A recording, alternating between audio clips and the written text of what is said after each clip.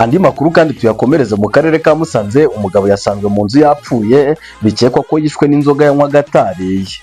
Ryambabaje imyaka 35 wari utuye mu kagari ka Nturo, umurenge wa Rwaza, mu karere ka Musanze, yasanzwe yapfiriye aho yacumbikiwe na mubyara we. Birakekwa ko yishwe n'inzoga nyinshi yakundaga kunywera mu ndanzi.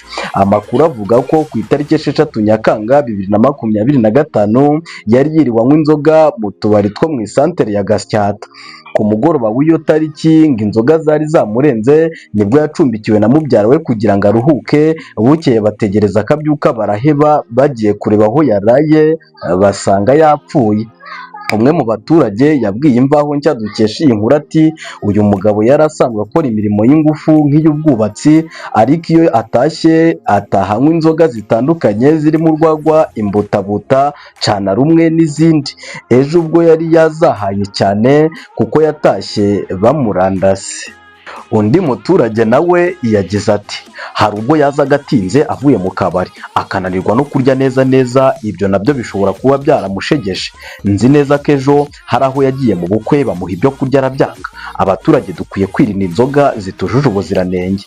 Umunyamabanga nshingwabikorwa w'umurenge wa Rwaza, Nkurunziza Faustin, avuga ko atahamya nyirizina icyamuhitanye. Yagize ati nibyo koko urupfu rwa Ryambabaje rwatunguranye, nitwemeza neza impamvu nyayo yatumye apfa, ariko amakuru y'ibanze yerekana ko yari yagiye mu kabari. Umurambo we wasanzwe mu cyumba yari yacumbikiwemo na mubyara we.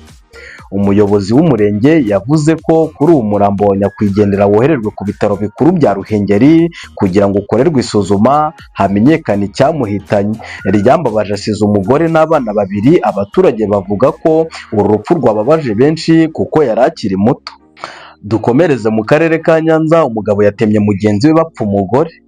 Umugabo wo mu mudugudu wa Gisando mu kagari ka Rwesero mu murenge wa Busasamana mu karere ka Nyanza arakekwaho gutema mugenzi we bapfa umugore. Ibi byabaye ahagana saa 4 z'ijoro zo kuri uyu wa 6 Nyakanga 2025, aho uriya mugabo ukekwa yagiye wahasanga undi mugabo, akaba yari afite amakuru ko uwo mugabo amuteretera umugore ndetse bakaba baryamana, maze ahera akafata umuhoro amutema ku rutugu.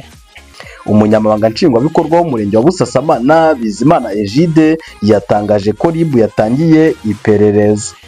Ukekwaho iki cyaha afungiye kuri sitasiyo ya RIB ya Busasamana, naho uwatemwe yajyanywe ku bitaro bya Nyanza kugira ngo yitabweho n'abaganga.